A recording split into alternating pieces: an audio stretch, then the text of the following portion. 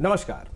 भारतीय film industry 110 सालों से भी लंबे समय से चल रहा ये इंडस्ट्री भारत की गौरव है। लेकिन जब हम कोई फिल्म बड़े पर्दे पर देखते हैं तब हम सिर्फ उसमें रोमांस, लव, ड्रामा, एक्शन और उस दुनिया की ग्लैमर को देख पाते हैं। जो हम नहीं देख पाते हैं वो उस फिल्म के बनाने के पीछे उन सैकड़ों लोगों की कड़ी मेहनत है। आज उन सैकड़ों लोगों की जो कड़ी मेहनत है उनमें युवाओं की क्या भागीदारी है, इस मुद्दे पर बात करेंगे। इसीलिए आज स्टूडियो में हमारे साथी अनिरुद्ध और अवनीश मौजूद हैं। ये दोनों फिल्म के जगत में बढ़िया काम कर रहे हैं। ये फिल्म की बारीकियों को समझते हैं, बारीकियों को जानते हैं और आज इन्हीं से जानेंगे कि इस क्षेत्र में युवाओं की क्या भागीदारी है और ये भागीदारी को और आगे कैसे बढ़ाया जा सकता है। अवनीश, अनिरुद्ध, आप दोनों का बहुत बहुत स्वागत है। धन्यवाद। सबसे पहले सवाल अवनीश आपसे कि ये जो फिल्म इंडस्ट्री है इसमें आना तो बहुत लोग चाहते हैं, लेकिन प्रोसेस क्या है? क्या इसकी कोई पढ़ाई होती है? इस फील्ड में अगर किसी युवक को आना हो तो वो कैसे आ पाएंगे? सर देखिए, ये ऐसी फील्ड है जहाँ पे आप बचपन से प्रिपेयर करते हो अपने आप को। आप बचपन से तैयार होते हो इन चीज़ों के लिए, लेकिन आपको पता नहीं चल पाता है। जैसे जैसे आप बड़े होते हो अपना फील्ड चुनते हो और जब आप अभिनय के क्षेत्र में आ जाते हो तो आने के बाद सारी चीज़ें रिकॉल होने लगती है। तो आप एक बेहतर संस्थान को पकड़ सकते हो, उसके माध्यम से भी जा सकते हो। सपोज करो किसी ने अच्छी पढ़ाई नहीं की, क्योंकि काफ़ी भटकाव होता है इस फील्ड में। लोग बचपन से ही एक अलग जुनून में होते हैं कि मुझे यही करना है और उन्हें लगता है कि मैं पढ़ाई करूं या ना करूं फिर भी मैं इस फील्ड में जा सकता हूं। तो वो आराम से थिएटर ज्वाइन कर सकते हैं। थिएटर जो हम लोग रंगमंच कहते हैं, तो रंगमंच में आप जाइए और नाटक कीजिए और वहाँ से आपकी जीवन की शुरुआत हो जाएगी अभिनय की ओर। तो आप वहाँ से जा सकते हो। और अगर आपने अच्छी खासी पढ़ाई की है, 12th पास किए हो या फिर ग्रेजुएशन किए हो, तो उसके बाद भी बहुत सारे कोर्सेज़ हैं। ग्रेजुएशन लेवल पे भी हैं और 12th लेवल पे भी हैं, तो आप कोर्स करके भी जा सकते हो। अनिरुद्ध, इसी पे हम आपसे बात करना चाह रहे थे कि एक तो इन्होंने बताया कि हम नाटक में जा सकते हैं और वहाँ से फिर हम कला के क्षेत्र में आगे बढ़ सकते हैं। अगर टेक्निकल पढ़ाई की बात करें तो इसमें क्या रास्ता है कि हम टेक्निकल नॉलेज को गेन कर पाएँ ताकि हम फिल्म की दुनिया में आगे काम कर पाएँ? फिल्म के लिए जैसे एक्टिंग में, अभिनय में इन्होंने बताया कि आप रंगमंच को ज्वाइन कर सकते हैं। फिल्म में टेक्निकल के बहुत से अलग अलग कोर्सेज़ हैं और अगर एक युवा चाहे तो उसके पास इतने संसाधन आज के समय में मौजूद हैं कि बिना किसी कोर्स को किए भी वो एक अपने छोटे से उपकरण जो वो पॉकेट में उसके पास है, उसके माध्यम से भी बहुत सी सुविधाएं को लेकर के एक अपनी जो फिल्म की जो नॉलेज है उसको बढ़ा सकता है। यूट्यूब आज के समय में बहुत मददगार है और मुझे लगता है कि आज के जितने भी युवा फिल्मकार हैं और जितने भी लोग फिल्म के क्षेत्र में आए हुए हैं उन सबको मदद करने वाला यूट्यूब ही है। तो मेरे नज़रिए में तो इंटरनेट सबसे बड़ा साथी और शिक्षक है उन युवा फिल्मकारों के लिए। अवनीश, इसी बात को आगे बढ़ाते हैं। यूट्यूब से या सोशल मीडिया से हम बहुत कुछ सीख सकते हैं, बिल्कुल, लेकिन क्या कॉलेजेस में इनकी पढ़ाई होती है, फिल्म मेकिंग की पढ़ाई होती है, इसके टेक्निकल एस्पेक्ट्स की पढ़ाई होती है? होती है, बिल्कुल होती है। आप मास कॉम कर सकते हो। मास कॉम में भी बहुत सारी बातें बताई जाती हैं कि आप स्पीच कैसे दोगे, आप कैमरा फेस कैसे करोगे। तो अगर जिनको बहुत ज़्यादा नहीं पता है या बहुत सारे ऐसे शहर हैं जहाँ पे अभी अभिनय की पढ़ाई नहीं होती है, तो आप वहाँ पे मास कॉम भी कर सकते हो, मास कॉम के थ्रू जा सकते हो। या फिर अगर आप रांची जैसे जगह में हो तो यहाँ पे तो अभी मैं आरयू से खुद मास्टर्स किया ड्रामा से, तो आप यहाँ पे ज्वाइन कर सकते हो, मास्टर्स भी कर सकते हो ड्रामा से। तो ये भी चीज़ें हैं। हम बहुत तरीके से इसके बारे में जान सकते हैं, पढ़ाई कर सकते हैं, यूट्यूब से जान सकते हैं, लेकिन चूंकि आप गढ़वा से आ रहे हैं, आप हजारीबाग से आ रहे हैं, तो वहाँ पर तो इतना एक्सपोजर नहीं होगा फिल्मों को लेकर के। फिर आप इस फील्ड में कैसे आने का सोचे और फिर कहाँ से वो एक्सपोजर मिला कि मुझे इसी फील्ड में काम करना है?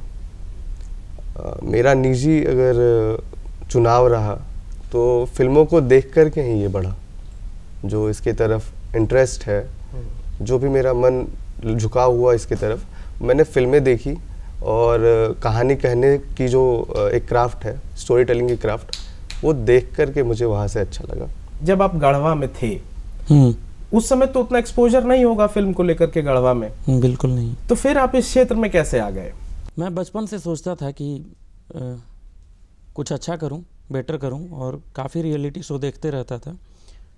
और मेरे घर में थोड़ा पढ़ाई का माहौल है और मेरे जितने भी भाई लोग हैं सारे लोग जॉब ही करते हैं, तो मुझे भी घर से बोला जाता था और मैं भी काफ़ी उन लोगों से प्रेरणा लेता था। लेकिन जब भी इंटरव्यू देखता था तो कभी लगता था मुझे टीचर बनना चाहिए, कभी लगता था क्लर्क बनना चाहिए, तो जो भी इंटरव्यू देखता था वही लगता था। लेकिन हमेशा इसके प्रति झुकाव रहा। टर्निंग पॉइंट ये रहा कि जब मैं रांची आया तो मुझे लगा कि आई थिंक ये चीज़ मैं कर सकता हूँ।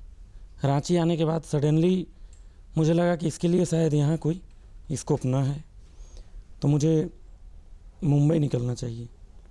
मैं अपने एक दोस्त को लिया और उसको लेकर निकल गया सीधा मुंबई। वहाँ गया, कुछ डायरेक्टर के साथ मिला मैं, तो वो बताए, काफ़ी बोले कि काफ़ी जुनून है तुम में और अच्छे जगह पे आए हो तुम, लेकिन इसकी एक प्रोसेस होती है बेटा, तुम पहले जाओ रंगमंच को ज्वाइन करो, वहाँ से अपना ग्रोथ करो और पढ़ाई कभी मत छोड़ना। तो मैं आया और फिज़िक्स ऑनर्स करना शुरू किया, इसके साथ में रंगमंच भी करना शुरू किया और अभी तक कर ही रहा हूँ और जारी है। तो इन्होंने रंगमंच करना शुरू किया अनिरुद्ध, लेकिन इसी बात पे आ रहा था कि जो प्रोसेस है, जैसा कि इन्होंने बॉम्बे में इन्हें किसी ने बताया कि एक प्रोसेस है कि पहले आपको पढ़ना होगा, समझना होगा, जानना होगा, तो ये फिर उस क्षेत्र में आगे बढ़े, पढ़े, समझे। लेकिन जो इन्होंने बात की कि अगर हम किसी फिल्म के बारे में बात करते हैं या अगर हमको उस क्षेत्र में काम करना है तो हमारे दिमाग में सिर्फ एक ही चीज़ आता है कि इसका सक्सेस हमको सिर्फ बॉम्बे में मिल सकता है, क्योंकि हमने वो चकाचौंध वाली दुनिया देखी है। तो एक युवा जो इस क्षेत्र में काम करने जा रहा है या करने की सोच रहा है, उसे इस चकाचौंध से कैसे बचना चाहिए? चकाचौंध से जो बचने की जो तकनीक हो सकती है वो युवाओं को खुद में समझना होगा कि भीड़ बहुत है, लोग बहुत है। मैं किसी भीड़ में जा रहा हूँ तो मैं भीड़ का हिस्सा ना बन करके कैसे एक अपने आप को अलग करूँ। तो एक हमको पहले डिसाइडेड रखना होगा कि हमें किस तरफ जाना है और हमारा जो क्राफ्ट है, हमारा जो स्किल है, उस स्किल को हम कैसे बढ़ा सकते हैं अपने अंदर। अगर मैं अभिनय का स्किल लेकर के आगे बढ़ रहा हूँ तो उसमें स्ट्रगल ज़्यादा है, तो साथ साथ मैं अपने स्किल को बढ़ाते हुए राइटिंग को साथ में लेते जा सकता हूँ। ये हमें सस्टेन करने में मदद करता है, नए नए लोगों के साथ जोड़ता है, क्योंकि आपको भी पता है कि इंडस्ट्री में जितने कॉन्टैक्ट्स हैं, जितने आपके परिचित लोग हैं, काम मिलना कहीं ना कहीं आसान होता है। कॉन्टैक्ट्स बहुत मदद करता है। तो आपके पास जितने स्किल्स हैं, जितने आप अपने अंदर गुणवत्ता को बढ़ाते हो, लोगों के साथ जुड़ाव, अपने अंदर में सस्टेनेबिलिटी, ये सारी चीज़ें आप खुद में बढ़ा करके अपनी सस्टेनेबिलिटी को बढ़ा सकते हैं। तो मेरा तो मानना ये है कि चकाचौंध के लिए सबसे पहले अपने आप को तैयार करिए स्किल वाइज। अवनीश, चूँकि अभी हम स्किल की बात कर रहे हैं, कितना ज़रूरी होता है इस क्षेत्र में आने से पहले कि एक युवा स्किलफुल हो जिस फील्ड में वो जाना चाह रहा है, चाहे वो एक्टिंग हो, एडिटिंग हो, साउंड सेटअप हो, लाइटिंग हो, डायरेक्शन हो, कितना इम्पोर्टेंट है कि स्किल मेरे पास कम से कम उस क्षेत्र में जाने से पहले बेसिक तो हो? ये बहुत इम्पोर्टेंट है। ऐसा कहा जाए कि जब हम किसी भी फिल्म को देखते हैं तो स्मूथली चलता हुआ वो दिखाई देता है, लगता है कितना इजी प्रोसेस होगा, लेकिन इस प्रोसेस में जाने के लिए कितनी कड़ी मेहनत है ये आप सोच सकते हो। शुरुआत इसकी मतलब राइटिंग से होती है, लेकिन कितना टफ़ हो जाता है। तो बच्चे सोच तो लेते हैं कि मुझे जाना है, अभिनय करना है, लेकिन अभिनय के पीछे का जो भी कहानी है तो उसको कंप्लीट करने के लिए उन्हें पढ़ना चाहिए। आजकल तो आप देख सकते हो सोशल मीडिया है, गूगल है, जहाँ पे सब कुछ आपको मिल जाएगा, तो वहाँ से उनको पढ़ना चाहिए। अगर उनको अभिनेता बनना है तो एक अभिनेता की कहानी पढ़नी चाहिए, जिस परिवेश से वो बिलोंग करते हैं वैसे अभिनेता की कहानी को उठाएं, पढ़ें और बेसिक नॉलेज लें। बेसिक नॉलेज तो उनके पास होना ही चाहिए, क्योंकि बेसिक नॉलेज जब होती है ना तो जाने के बाद पता चलता है, डायरेक्टर हों, प्रोड्यूसर हों, सबको पता चलता है कि इनके पास स्किल है, इन्हें मुझे काम देना चाहिए। और अगर किसी को डीओपी बनना है, DOP in the sense cameraman ऐसे बोलते हैं हम लोग, किसी को कैमरा करना है, किसी को साउंड करना है या किसी को डायरेक्शन करना है, तो उससे रिलेटेड एक स्टोरी तो पढ़नी ही चाहिए, ताकि उनको पता चले कि मेरे अंदर ये स्किल है या नहीं है, इसे कितनी डेवलप करने की ज़रूरत है। अगर वो उतना डेवलप कर पाते हैं तो अच्छी बात है, नहीं तो फिर वो कहीं ना कहीं भटकते हुए नज़र आएंगे आपको। तो स्किल तो डेवलप करना चाहिए, फिर आना चाहिए इस फील्ड में। अनिरुद्ध, इस फील्ड में आने से पहले तो हमें स्किल डेवलपमेंट तो करना ही चाहिए, लेकिन जब आप फिल्में बना रहे थे, आपने कई शॉर्ट फिल्म्स, डॉक्यूमेंट्रीज बनाई, तो ऐसी क्या चुनौतियां आई जो आप हमारे साथ साझा कर सकते हैं कि जो युवा इस क्षेत्र में आए वो इन गलतियों को ना दोहराएं? मेरा ऐसा मानना है कि गलतियां नहीं हम उनको कह सकते हैं, वो अनुभव हैं और बिना उनको पार किए कोई भी एक मतलब शॉर्ट फिल्म से फीचर फिल्म तक का सफ़र तय नहीं कर सकता है।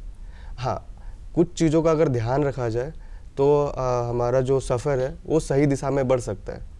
जैसे अगर किसी को एक आइडिया आया, किसी भी फिल्म की शुरुआत एक आइडिया से ही होती है कि एक छोटा सा आइडिया है, उसको स्क्रिप्ट में लेकर के गए, तो अधिकतर लोग क्या करते हैं कि एक उन्होंने स्क्रिप्ट तैयार की और वो लेकर के शूट करने के लिए चले गए, और वो 90% केसेस में सही भी है शुरुआती तौर पे।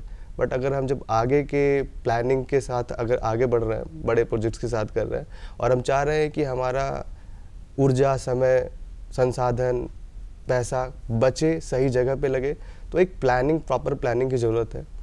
स्क्रिप्ट को ब्रेक डाउन करने की ज़रूरत है, तोड़ करके उसमें हर चीज़ों को अलग अलग करने की ज़रूरत है। और हमको एक चीज़ देखना होगा कि हम रिवर्स इंजीनियरिंग में कैसे काम कर रहे हैं।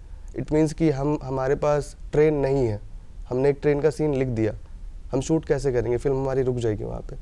तो रिवर्स इंजीनियरिंग मतलब कि हमारे पास जो है, हमारे पास हमारे मम्मी पापा हैं, हमारे दोस्त हैं, उनको हमने कास्ट कर लिया, हमारे पास हमारा घर है, उसको हमने अपने स्टोरी में डाल दिया। तो कुछ इस तरह से हमको अपनी दुनिया बनानी होगी फिल्म की, जो हमारे पास ऑलरेडी मौजूद है। हमको रुकना नहीं है। आपके पास आपके सारे संसाधन हैं, आपके सारे एक्टर्स हैं, आपके सारे स्केड्यूल में दिन है। अब बच गया कि आप कैसे उसको और भी कम खर्च में कर सकते हो। पूरे स्क्रिप्ट को आप ब्रेक डाउन कर लो कि कहाँ पर आपके एक्टर्स लगने हैं, क्या करने हैं। वो पूरा तरीका जो लोग कर रहे हैं वो इंटरनेट पे मौजूद है कि कैसे ब्रेक डाउन करते हैं, क्या करते हैं। तो उन सारे चीज़ों को देखते हुए आप एक अपनी ऊर्जा को बचा सकते हो, सही दिशा में लगा सकते हो। और हमेशा जो तकनीक है, जो मास्टर्स फॉलो करते आ रहे हैं, उन मास्टर्स के तकनीक को थोड़ा खंगालिए। हर युवा से एक रिक्वेस्ट रहेगा, वर्ल्ड सिनेमा को देखिए कि क्या कहानियाँ कहनी है, कैसी कहानियाँ कहनी है जो असरदार होंगी, सिर्फ चकाचौंध की तरफ ना दौड़े। तो ये एक तरीका हो सकता है मेरे नज़रिए से। अवनीश, जाहिर सी बात है, जब आपने शॉर्ट फिल्म्स बनाई तो आपके भी कुछ अनुभव रहे होंगे, आपने भी कुछ गलतियां की होंगी। तो ऐसी क्या चीज़ें हैं, जैसा कि मैं इनसे पूछ रहा था, जो आने वाले जो युवा हैं इस क्षेत्र में उन्हें नहीं करना चाहिए या इन चीज़ों से बचना चाहिए? इसमें बोल सकते हैं कि यहाँ पे झारखंड में जैसे बोला जाए कि रांची में मैं जब शूट कर रहा था, तो ये बात 2017 की है। उस वक्त यहाँ मेकिंग की उतनी दौर नहीं थी। लोग मतलब हम जैसे युवा उतना मेकिंग नहीं करते थे, तो लोगों के पास नॉलेज नहीं था बहुत ज़्यादा, और मैं खुद उतना अनुभव लेकर नहीं आया था। थोड़ा बहुत कुछ देखा, पढ़ा, फिर आ गया। लेकिन प्रैक्टिकली जब करने गया तो काफ़ी मुश्किल हुई, काफ़ी मुश्किल का सामना करना पड़ा, क्योंकि कोई प्रोफेशनल डीओपी नहीं है, कोई प्रोफेशनल साउंड करने वाले नहीं हैं, कोई प्रोफेशनल वैसे एडिटर नहीं है जो कि इन चीज़ों को करें। तो काफ़ी मुश्किल का सामना करना पड़ा, और इन चीज़ों से मैं सीखा कि आगे मैं जब फीचर फिल्म करूँगा ही करूँगा, प्लानिंग चल रही है, तो उसमें कैसे मुझे काम करना है। बिल्कुल पीछे की तैयारी होनी चाहिए, अच्छे से होनी चाहिए। उसके बाद आई थिंक प्रोजेक्ट को शुरू करना चाहिए। मैंने आधे अधूरे तैयारी में प्रोजेक्ट को शुरू किया, लेकिन हाँ, एक जुनून है कि मैंने उसको कंप्लीट भी किया, अच्छी रही। और इसी तरह से करना पड़ेगा, और जिसको मन कर रहा है ना कि मुझे बनाना चाहिए, तो उनको बनाना चाहिए, क्योंकि प्रोजेक्ट तो आपके हाथ में है कि आप बाद में उसको हटा भी सकते हो, इरेज भी कर सकते हो और रख भी सकते हो। तो बनाना तो चाहिए, क्योंकि अनुभव उनकी वहीं से आएगी। 3 फिल्में बनाएंगे, 4 फिल्में बनाएंगे छोटी छोटी, तब जाकर उनको पता चलेगा कि मैं बड़ी फिल्म बनाने के लिए कैपेबल हूँ या नहीं हूँ। तो आई थिंक बनानी चाहिए, कोशिश करनी चाहिए। सामना करना पड़ेगा मुश्किल का, क्योंकि आप आए ही हो इसी के लिए। और आपके जब शौक़ होते हैं ना, शौक़ है ना आपके कि आप इस फील्ड में आ रहे हो, नहीं तो आप कोई भी जॉब करते 9 से 5 आराम से जॉब करते, एक अच्छी खासी लाइफ जीते। लेकिन आप जब यहाँ पे आ रहे हो तो आप ये माइंड से प्रिपेयर होकर के आओ कि आपको स्ट्रगल करना पड़ेगा, और उसके लिए आप तैयार हो तो फिर आपको कुछ भी मुश्किल नहीं लगता। अनिरुद्ध कि जब हम शौक़ से कुछ चीज़ें करते हैं, वो मेरा पैशन होता है कि हम फिल्में बनाएं। जैसे कि हम आपके बारे में जब जान रहे थे तो पता चला कि आपने कोई प्रोफेशनल पढ़ाई इसकी नहीं की, जितनी भी आपको जानकारियाँ मिली वो सोशल मीडिया से मिली। सोशल मीडिया एक तरह से मददगार तो है ही, लेकिन क्या अभी जो सोशल मीडिया में छोटे कंटेंट आ रहे हैं, जो 1 मिनट 3 मिनट के जो कंटेंट आ रहे हैं, क्या ये कंटेंट की क्वालिटी को कॉम्प्रोमाइज़ करता है? ये आपका बहुत ही ज़रूरी सवाल है अभी के समय में, क्योंकि मददगार तो सबसे पहले ये हो जाता है। क्रिएटर्स के पास कोई एक्सक्यूज़ नहीं है कि हमारे पास ऑडियंस नहीं है, सिनेमाघर नहीं है, संसाधन नहीं है बनाने के लिए। तो क्रिएटर के पास एक अपॉर्चुनिटी मिली है उनको कि वो फिल्में बनाए या माइक्रोफिल्म्स बनाए, छोटी वीडियोस बनाए, और इन्फ्लुएंसर्स बन रहे हैं। इंस्टा पे हर रोज़ इन्फ्लुएंसर तैयार हो रहे हैं, घर घर की कहानियाँ सामने आ रही हैं। तो हमारा जो डोपामिन रिलीज़ है वो 60 to 90 सेकेंड में चला गया है। हमको 90 सेकेंड में पूरी फिल्म की जो मिलती थी, एक कहीं ना कहीं एक जिज्ञासा था, वो हमारी 90 सेकेंड में ख़त्म हो जा रही है।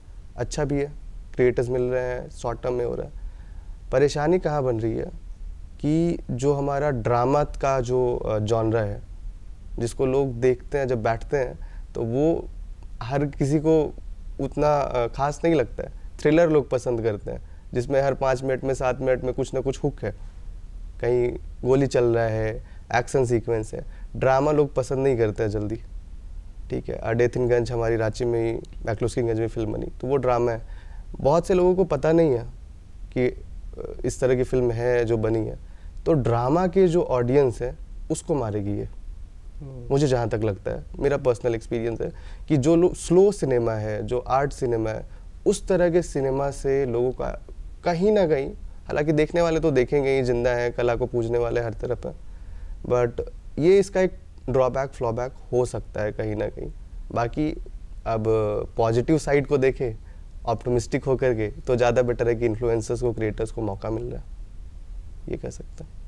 अवनीश, इस पर आपकी भी राय लेंगे कि जो छोटे वीडियोस बन रहे हैं, क्या ये क्वालिटी ऑफ कंटेंट को ख़राब कर रहे हैं?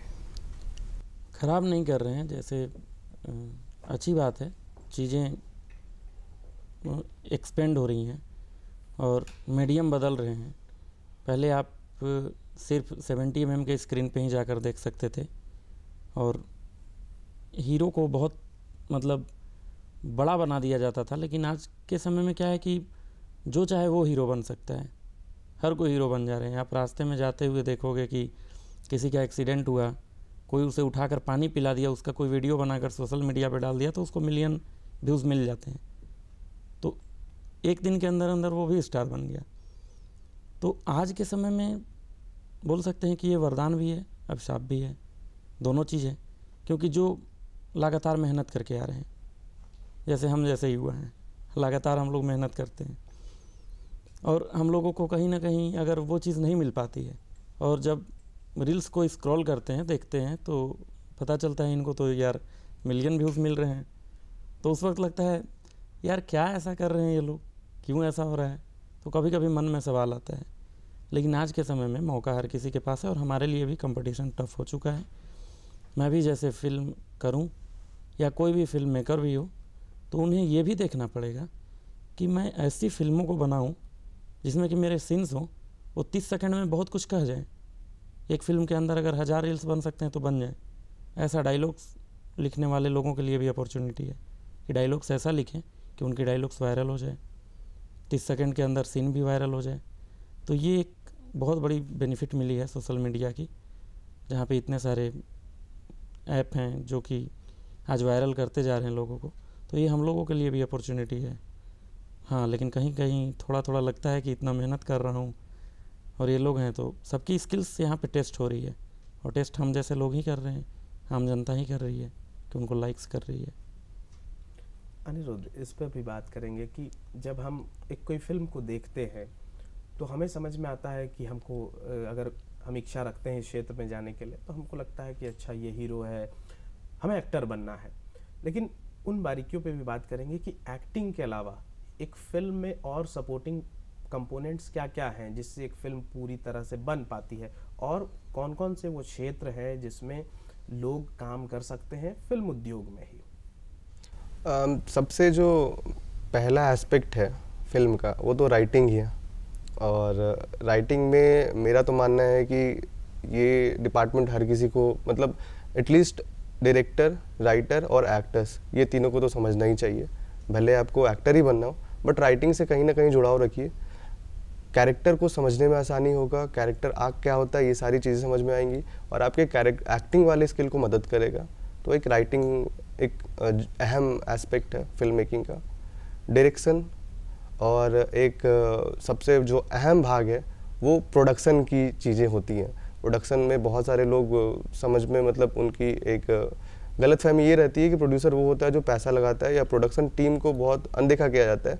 जबकि मेरा मानना है कि डायरेक्शन के तरह ही एक बहुत ही क्रिएटिव एस्पेक्ट है फिल्म का प्रोडक्शन। तो लोग आज जब समझ रहे हैं तो बहुत से लोग प्रोडक्शन में भी जा रहे हैं।